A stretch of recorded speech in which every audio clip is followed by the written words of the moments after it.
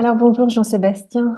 Je suis heureuse de t'accueillir au nom d'Hypnosia Nancy pour nous parler un petit peu de cet atelier que tu vas déployer sur les 2 journées des 5 et 6 avril 2024 sur Nancy.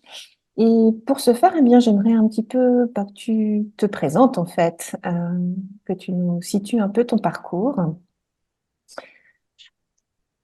Ok, moi je suis Jean-Sébastien Bussabennec, donc je suis psychologue clinicien et docteur en psychologie.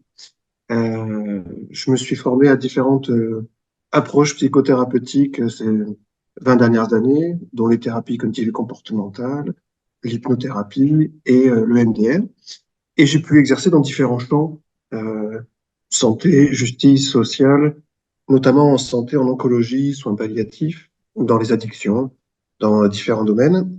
Et la clinique des soins palliatifs m'a amené à m'intéresser à la clinique du deuil, dans l'accompagnement des personnes à la suite des événements qui s'étaient produits, et dans les stratégies thérapeutiques qu'on avait pu déployer avec les endeuillés pour les aider à cheminer dans ce processus parfois long, douloureux, pour pouvoir observer comment se développer aussi des troubles du deuil. C'est ce qui m'a amené à m'intéresser à cette clinique et à voir comment l'hypnothérapie avait une place très singulière en fait dans ce domaine. Une expérience très riche, un parcours multiple. J'imagine qu'au cours de ces 2 journées d'atelier, tu vas aborder et nous faire profiter finalement de tout cela. Comment tu les imagines ces 2 jours? Comment tu les as organisés?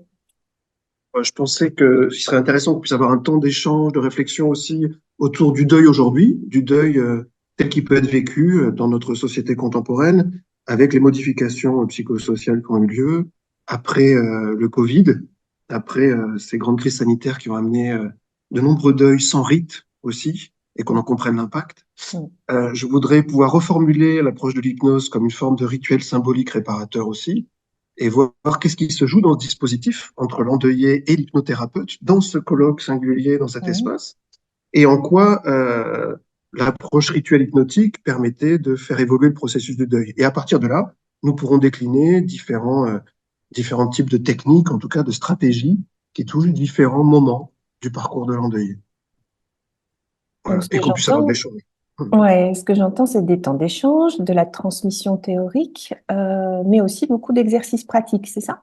Tout à fait. Tout à Ok. fait. Tout Pour à que fait. Qui les, porteront.